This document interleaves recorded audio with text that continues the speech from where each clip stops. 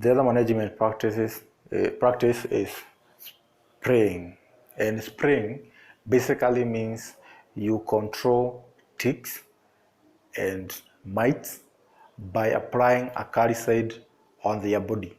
And this is done on weekly basis.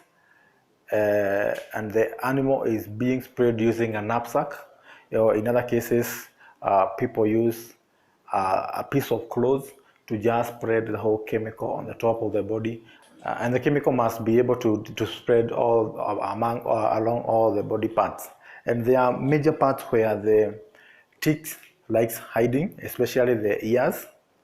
The chemical must be able to distribute through the ears, along the lips, back the tail. I can demonstrate where exactly. We have the goat. The ticks likes hiding themselves on these particular areas below the hides, both the hind lips and also the forelips, ears, tail, and also at the dewlap. So these are the areas where the sprayer must always ensure that the acaricide or the chemical is well distributed to ensure that those ticks are wiped away.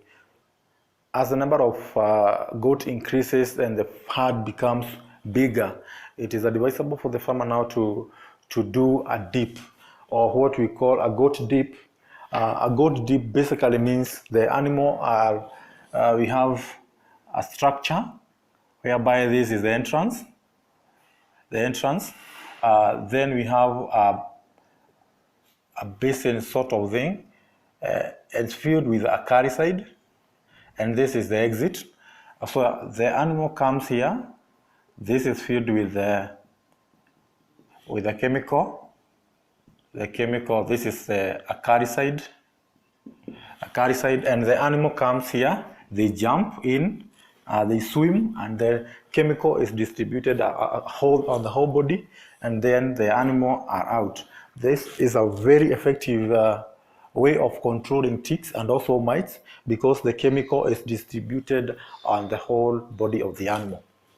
The other management practice is castration, and castration is done the first 2 months of the kid, and the first 2 months the kid has the ability to heal fast, and castration is done to those animals that are not meant for breeding and want to be reared.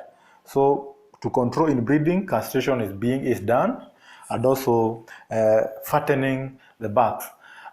That's the most important reason why castration is being done. And castration is just to cut the sperm duct to prevent the sperms from the epididymis.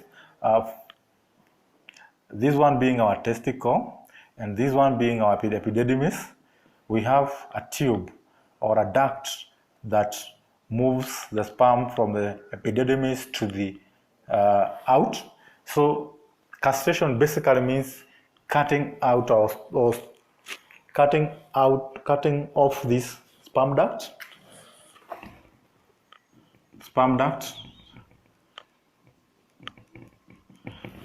such that the sperms cannot move from this section. And there are 2 ways of doing castration. We have closed castration and we have open castration. For closed castration, basically we use 2 methods. One method is we have the rubber. We have rubber and ring. The rubber and ring, and this rubber is inserted using a equipment called elastrator.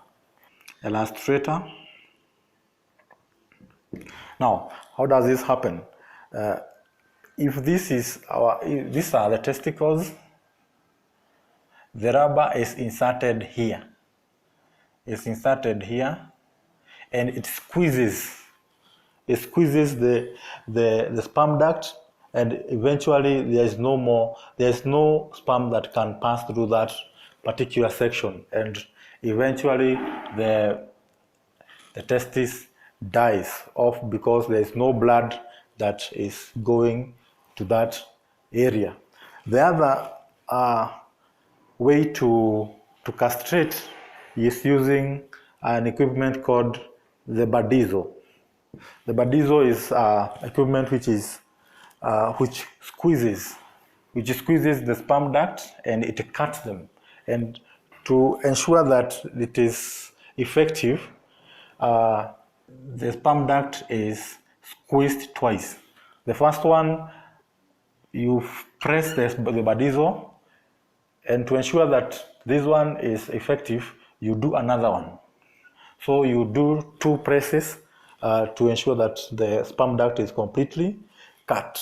And that is another way of doing castration in 2 months old goat.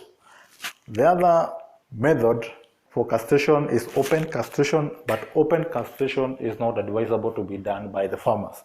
This is only done by the veterinary officer, and it is basically doing an incision.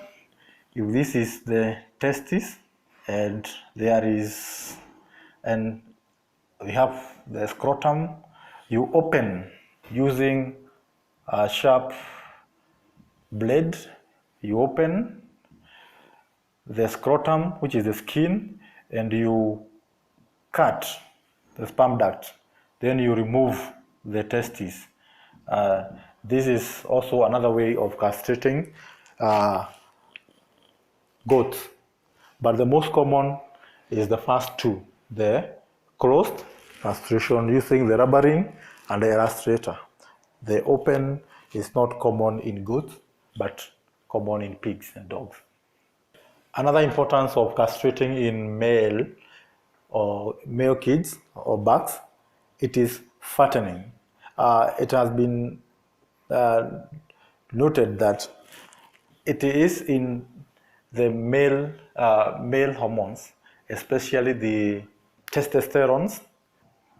Once castration has been done, there's reduction in testosterone, and therefore the animal becomes big because the male hormone has been reduced. The animal becomes big and fat. So castration also fattens the bucks.